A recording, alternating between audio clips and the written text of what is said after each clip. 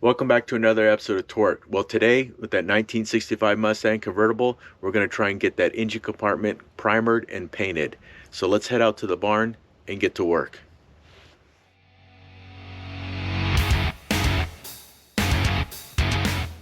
All right, so let's head to the paint booth and we're going to start putting on some plastic and taping this off. All right, so we're back on the Mustang. You know, I recently sprayed the wheel wells. I don't think I showed you this part, but I did show you underneath. So I've got that sprayed in bed liner. I left the little area open for just the upper A-arm to bolt on. I didn't want it to go on top of this. I didn't want to take a chance of maybe bolts loosening up. So we're going to start on the engine compartment now. And I've already hit this with 220. But I'm going to go ahead and hit this again with 220. I want to make sure that everything's going to adhere really well. There's some areas of sheet metal that I repaired over there. I'm going to try and smooth those out a little bit with some filler. And then we're going to get this back in epoxy. You know, we have a 7-day window after we put that on. Then we'll just scuff up the little areas with nibs, and then we'll get some black paint on this.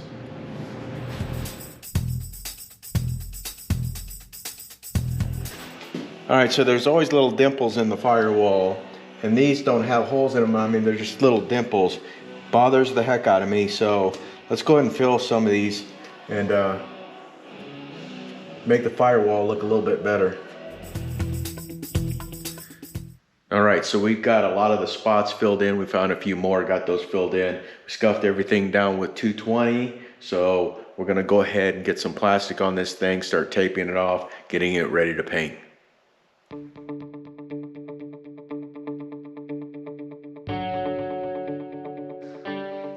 All right, so as you can see, we've already got the plastic on, we've got it all taped off. I've already wiped this down several times, as you can see, and that's another thing. The paper towels, definitely start off with regular paper towels and then go to, let's say, a blue shop towel, which is what I usually do. You know, the stuff that you can find at Walmart. They're a little bit tougher than your paper towels. They do a pretty good job, because these paint preps, I bought this probably 6 months or more. This was like $60, which I thought was expensive for 300 wipes. Now it's up to $81, so pretty expensive. So use those cheaper shop towels first, then revert to your paint prep wipes. So we're gonna go ahead and wet down the floor, and I'll try and get a little dirt and dust off of the rotisserie at the very bottom. And then tomorrow morning we'll come in, I'll have the heater on already. This will be up to, you know, 65 degrees or more. And then we'll go ahead and get some epoxy sprayed on here.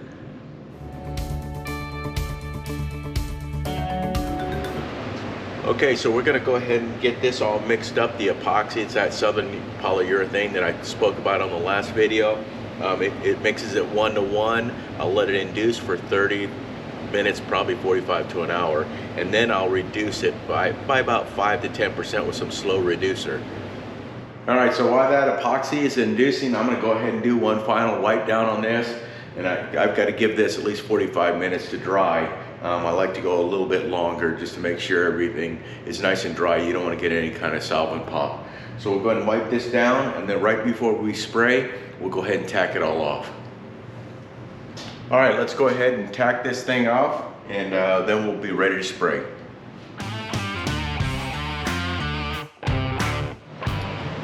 Okay, I just want to go over something with you guys before I get in that booth, and that is paint guns. So normally I spray with my Pro Light, which normally I have a 1.4 tip in. I wanted something smaller that I'd be able to control in a small area inside that engine compartment. So perfect example. So I actually purchased this Pro Light S. You can see it's much smaller. This has actually a 0.6 tip. So thinning out that paint will probably help out a little bit. So we're going to try and use this. I haven't even used this. I haven't tried it.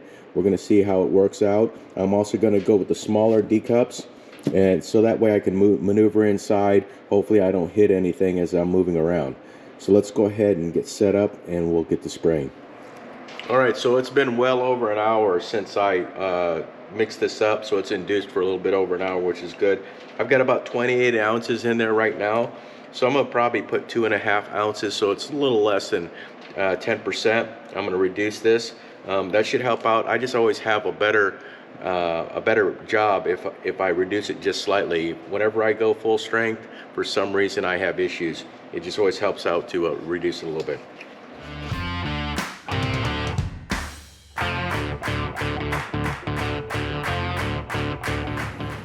All right, I just want to show you guys real quick. I just got a new pressure regulator. Pretty cool, I really like this.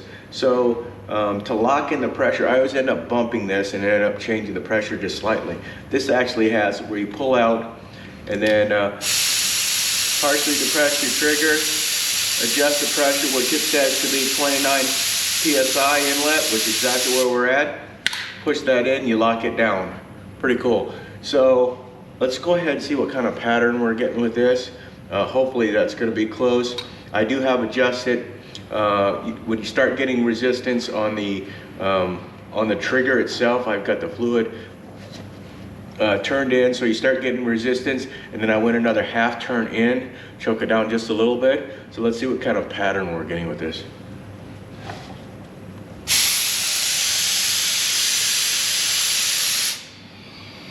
So you can see it's pretty small pattern. The tech said it could be 2.5 to, I believe it was 6.5 of a pattern. And I think that's gonna work good. I know it's gonna take me longer. I'm gonna have to refill this maybe a couple times, but this way I'm able to control those little areas in those corners so that I don't put too much epoxy on. So let's go ahead and try and get some paint on and see how it looks.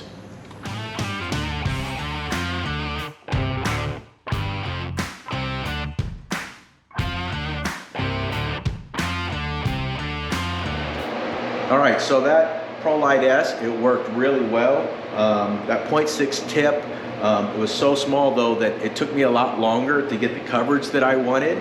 So I'm gonna try my full size ProLite with a 1.2 tip, see how that works, and see if I can get in those little tight areas.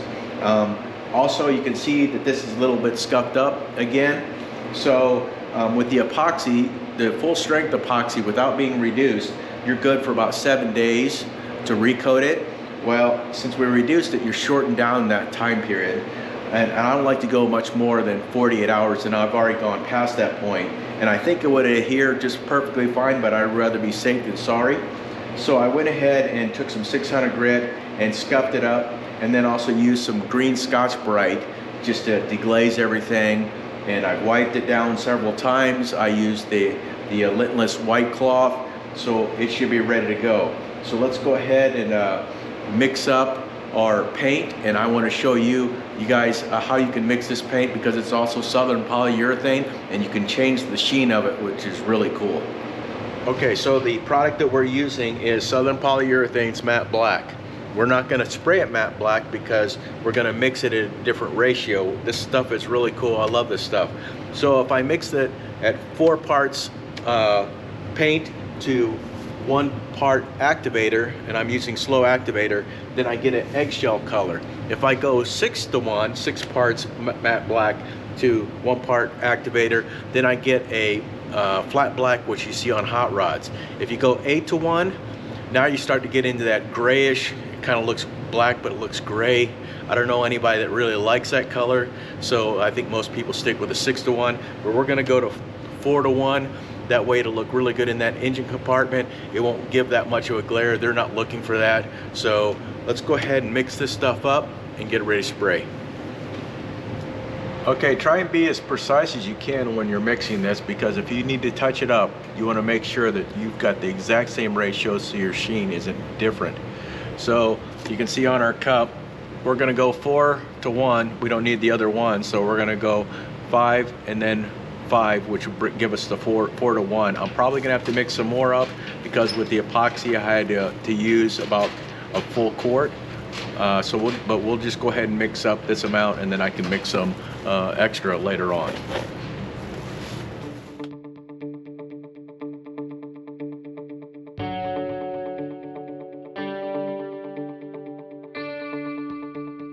Okay, here we go. Let me mix this up. I'm going to use D cups. I'm going to use my 9-ounce cups, just for the fact that I don't want to use a 24-ounce. They're just so large I may bang into some stuff in that engine compartment. I'll have to use 2 of these, and that'll be enough. Should be enough to do that first coat. All right, so let's go ahead and test this pattern. I've got this like I set it up the other gun where where you have the trigger depressed, you turn it all the way in to get resistance, and then I turn it in another 3/4 of a turn. I'm trying to choke down a little bit of the fluid just so not so much goes on that I get any runs, but I want a decent pattern out of this. So let's see how our pattern looks. You can see that that's a lot wider than our 0.6, and I can actually make it a little bit smaller, but I'd probably have to turn in the fluid too, because I don't want so much going on. Like I said, at one time I don't want to get any runs. So let's go ahead and play with this, see how this works on the car itself, and make sure that we're not getting too heavy. Now with this flat black or this matte black paint that we're using, you only put 2 coats on. Only 2. If you go 3, I think you end up changing the sheen on it. So you have to make sure that you get good coverage on this stuff.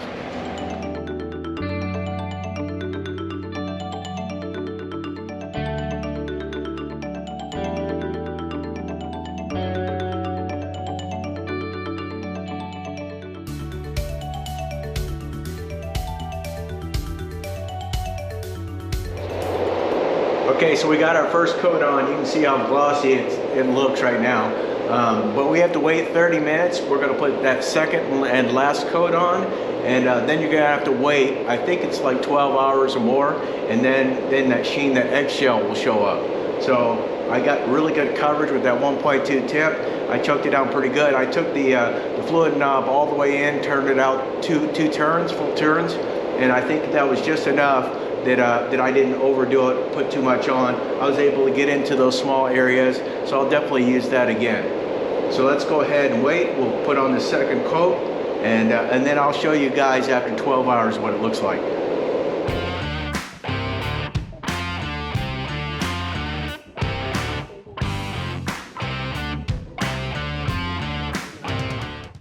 All right, so we got those 2 coats of that SBI matte black ratioed out to an eggshell color, and you can see it came out really, really good.